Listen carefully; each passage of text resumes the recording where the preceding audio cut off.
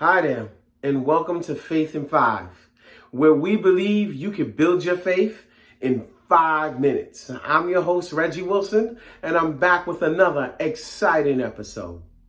Today, we're going to be in the Old Testament, and we're going to be looking at Samson and Delilah. That's going to be in Judges chapter 16, starting in verse 20. Okay, so that's Judges chapter 16, starting in verse 20. Let me give you a little backdrop to this story, Samson and Delilah. I really want to focus on Samson. You see, Samson was born a Nazarene. So what a Nazarene was is set apart to do a special work for God. So what that means, he couldn't drink any fermented drinks, wine or anything. He couldn't touch any dead bodies. He was pretty much set apart because God designed him especially to do special work. Samson was also blessed with supernatural strength. He was like, let me tell you something, to the Philistine, he was a stench in their nose. He would destroy many men. He would go around destroying Philistines. And the problem with Samson was, Samson wanted to do his own thing. He needed to commit to God's will. But Samson ended committing to his own will at times. And he did things because he wanted to, not because God wanted him to do. He even married a Philistine woman. Samson slept with prostitutes. He did all these things, but God was still with him.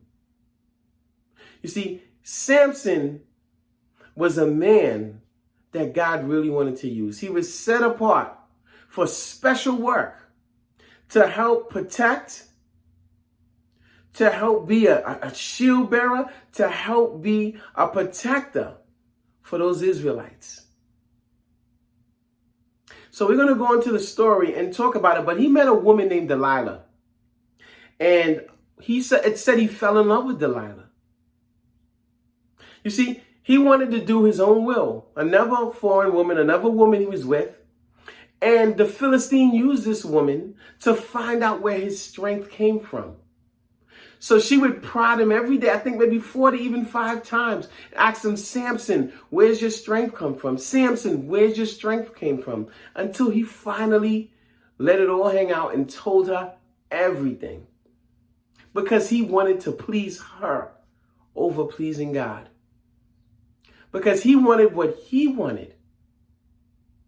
You see, Samson's girlfriend, or the woman he quote unquote loved, Delilah, sold him out for for silver. They promised it 11 shekels, even more, to give up Samson. But Samson was blinded to all of that because he wanted what he wanted, his pride.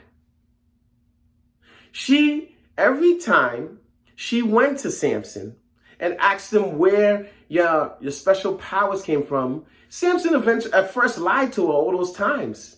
And then every time Samson lied to her, guess what? All of a sudden, she would say, Samson, the Philistines are upon you. And I thought about it. At any point, did Samson think, well, how did they know this? She is the only one I told this information to. No, he didn't think that way because he was blinded.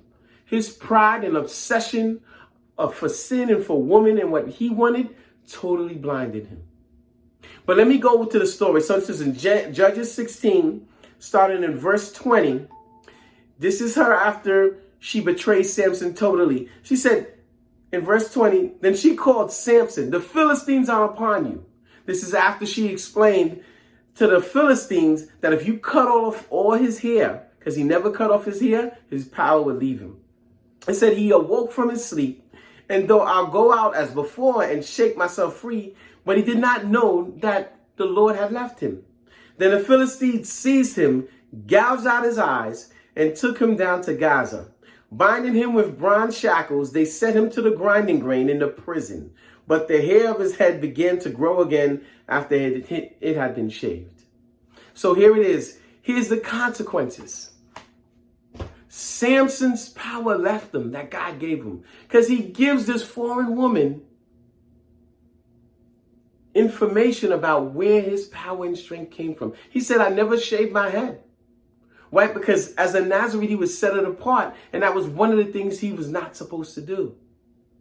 His power leaves him. The Philistine gouges his eyes out, make a fool and mockery out of him. And she gets the money she wanted.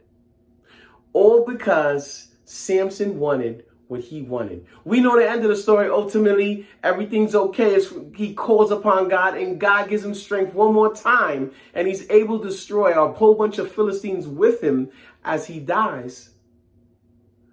But we can't negate the fact that none of that would happen if Samson would have gave God his whole heart and did God's will and not his own will. He wanted what he wanted. So what's the moral of the story?